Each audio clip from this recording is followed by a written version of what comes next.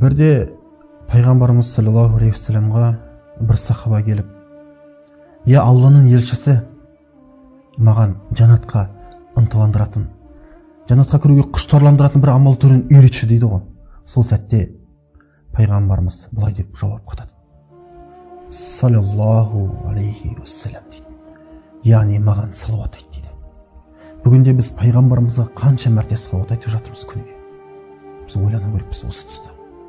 Пайғамбарымызға деген махаббатымыз бен сағынышымызды дәлелдегіміз келетін болса, біз пайғамбарымыздың сүннетіне амал етіп, және пайғамбарымызға салауатты жиі айтып жүру керекпіз.